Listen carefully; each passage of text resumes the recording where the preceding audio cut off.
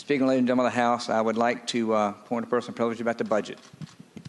For the 11 new members, Sunday will mark the release of our budget. And I say our budget. I have been honored for the last 3 sessions to chair the Committee on Appropriations. As most of you know, I normally don't use the word I or my in my conversations, but I do have that in the first part of this presentation for a couple of reasons. When the Speaker appointed me, I had a couple of goals that were very, very important after having listened to members that I considered friends of how I should approach my job. This is not my position, but it's the Commonwealth's position to make sure that we get a budget that makes sense. We just got through crossover, and we had a very productive first half of our session. Chairman Ware and I were seatmates many years ago, back in, I think, 2001, 2002. He and I were both appointed chairman at the same time, and I have made it a point to meet with him every week for the last 3 sessions. We have worked very closely together, and I think you have seen the result in our conservative budgets that have come out the last 2 years. Yesterday, Leader Toscano had some comments about, what the governor had done when he introduced his budget back in December. We have attempted to have small group briefings to continue the process that was begun by my predecessor. We've worked very closely with the subcommittee chairs, met for an hour or so yesterday, met with the conferees, I met individually with the subcommittee chairman, and I met individually with members, each member who has come by my office or I've come by your office. I want to thank Luke Torian for taking the lead and sitting down with every one of the Democratic members of his caucus and get their priorities on their budget amendments. The reason I mention that is because that involvement, that inclusion, I believe, has led the last 2 years to very conservative budgets that were not dramatically changed by the end of the day, end of the process. We look forward to, at 1 o'clock on Sunday in House Room D, presenting the budget once again. It will be a conservative and responsible budget. We have had, in the last 6 years, 5 years of surplus revenues due to that cooperation and conservative budgeting on spending. Last year's surplus, as you know, was the largest revenue surplus in our history. And I commend the governor and the Senate for being willing and equal partners in the process, working with us to meet certain objectives that we have all set out as members of this body.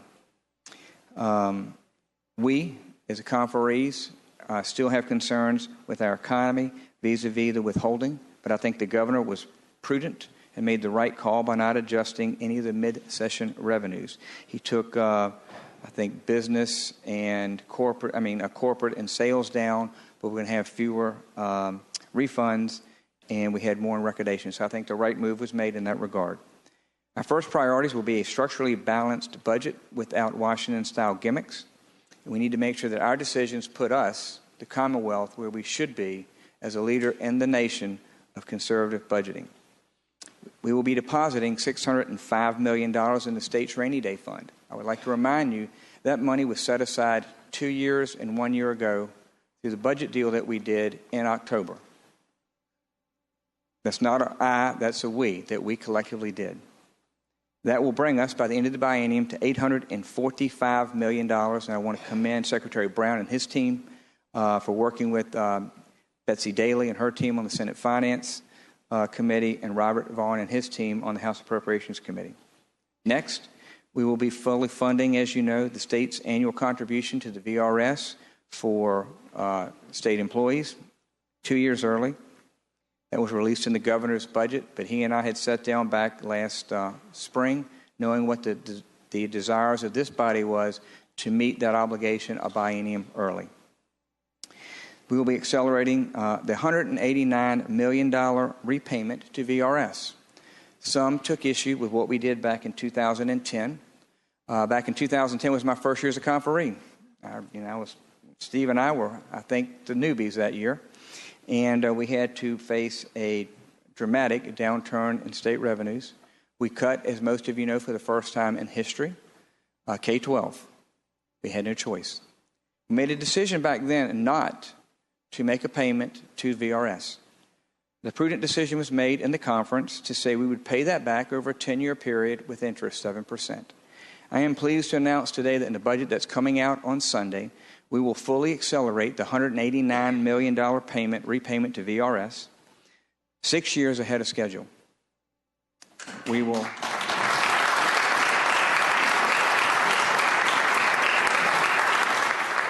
In the second year of our budget, we will be at 100% VRS for our teachers. So I want to commend each of you in this chamber who have been here and are here of putting that as a priority for us, because our state employees and our teachers are our most valuable asset because they allow us to deliver government to our constituents. As you know, the governor has increased and will be accelerating the elimination of the accelerated sales tax to 90% by the end of 2018. And as you might have seen in the budget bond bill that came out of the House, we were $1.5 billion versus $2.4 billion. So we're 40% less in that regard.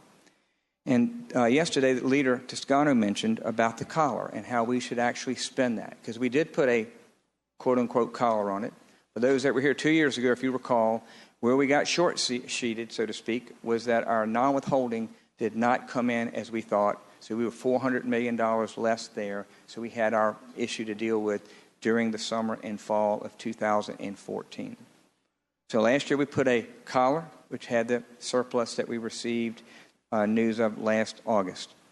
This year we did the same thing. I think Gaker and the JB Board of Economists, they wanted to take a conservative approach to governance, and so their revenues have been restricted, or constricted probably is a better word.